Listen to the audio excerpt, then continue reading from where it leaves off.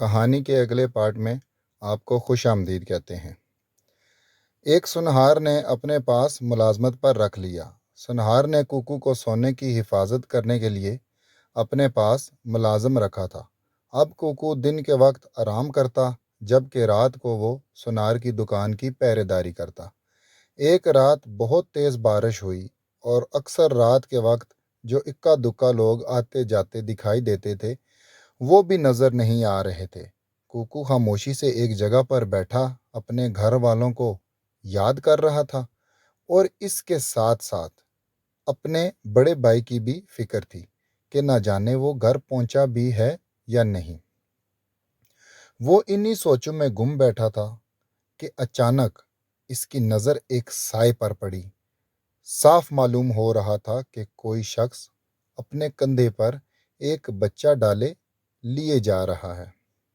پہلے تو کوکو نے سوچا کہ شاید بچہ بیمار ہو اور اس کا باپ اسے حکیم کے پاس لے جا رہا ہو، لیکن جب اس شخص نے بچے کو اپنے کندھے سے ہٹا کر زمین پر لٹایا تو کوکو کی نظر اس شخص کے ہاتھ پر پڑی جس میں اس نے ایک بڑا سا خنجر تھام رکھا تھا۔ کوکو سمجھ گیا کہ بچہ اس شخص کا نہیں ہے اور وہ اس کو ہلاک کرنے والا ہے۔ کافی دنوں سے اس بستی کے بچے قتل ہو رہے تھے، اس لیے کوکو نے اس قاتل کو پکڑنے کے لیے اس کی طرف دوڑ لگا دی۔ اس شخص کی نظر بھی کوکو پر پڑ گئی تھی، اس لیے وہ بھی مقابلے کے لیے تیار ہو گیا۔ کوکو کے پاس ایک تلوار تھی جبکہ اس آدمی کے پاس صرف ایک خنجر۔ جب دونوں میں لڑائی شروع ہوئی تو پہلے کوکو کا پلہ بھاری رہا اور اس نے اس شخص کا بازو زخمی کر دیا، مگر پھر کوکو یہ دیکھ کر حیران رہ گیا کہ اس آدمی کا خنجر بھی ایک تلوار جتنا لمبا ہو گیا تھا۔ اسی دوران اس شخص نے ایک ایسا وار کیا کہ کوکو کی تلوار کے 2 ٹکڑے ہو گئے۔ کوکو گھبرا گیا اور راہ فرار تلاش کرنے لگا، مگر وہ شخص کوکو کی نیت بھانپ گیا تھا، لیکن اس نے اپنا خنجر نیچے کر لیا اور منہ میں کچھ پڑھنا شروع کر دیا۔ کچھ ہی دیر بعد وہاں بہت سا دھواں پھیل گیا اور کوکو بے ہوش ہو کر زمین پر گر گیا۔ جب اسے ہوش آیا تو اس نے خود کو کمرے میں قید پایا۔ اس کے سامنے وہی شخص کھڑا مسکرا رہا تھا۔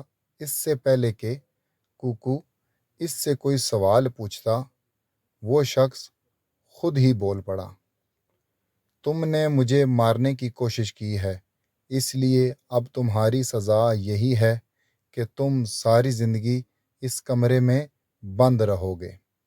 میں یہاں سے جا رہا ہوں۔ کوکو اس سے کچھ کہنا چاہتا تھا مگر وہ شخص غائب ہو گیا۔ کوکو کو یقین ہو گیا تھا کہ یہ کوئی جادوگر تھا اور اپنے کسی عمل کے لیے بچوں کو ذبح کرتا ہے، لیکن اب وہ خود بھی قیدی بن چکا تھا۔ دوسری طرف مچھیرا اپنے دونوں بیٹوں کی وجہ سے بہت پریشان تھا۔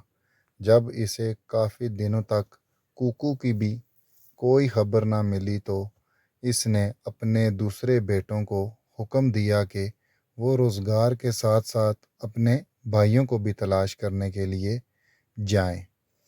تاہم اس بار مچھیرے نے ایک بیٹا بھیجنے کی بجائے دونوں بیٹوں کو اکٹھے بھیجنے کا فیصلہ کیا تاکہ ایک کو اگر کام مل جائے یا کسی مصیبت میں پھنس جائے تو دوسرا آ کر اطلاع دے۔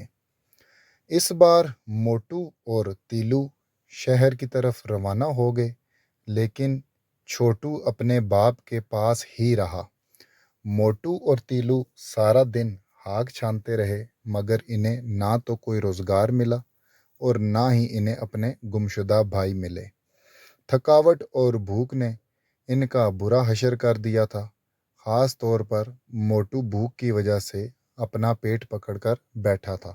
وہ زیادہ کھانے کی ہی وجہ سے موٹا ہوا تھا، اس لیے اب اس سے بھوک برداشت نہیں ہو رہی تھی، جبکہ تیلو کو کم کھانا تھا اس لیے اپنی بھوک پر صبر کیے ہوئے تھا۔ موٹو تیلو سے کہنے لگا، تیلو بھائی، میرے خیال سے ہمیں جنگل کی طرف چلے جانا چاہیے، ہو سکتا ہے ہمیں وہاں سے کوئی پھلدار درخت ہی مل جائے جس کے پھل توڑ کر ہم اپنی بھوک مٹا سکیں، ورنہ شہر کے لوگ تو ہمیں کھانے کو کچھ نہ دیں گے۔ تیلو نے بھی اس کی بات سے اتفاق کیا اور وہ دونوں پھلوں کی تلاش میں جنگل کی طرف چلے گئے۔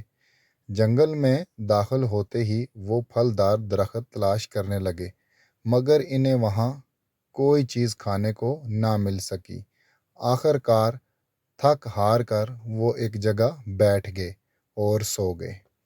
صبح جب سورج کی پہلی کرن کے ساتھ ہی وہ پھلدار درخت کی تلاش میں نکل پڑے تو اچانک تیلو کی نظر لکڑی کے بت پر پڑی۔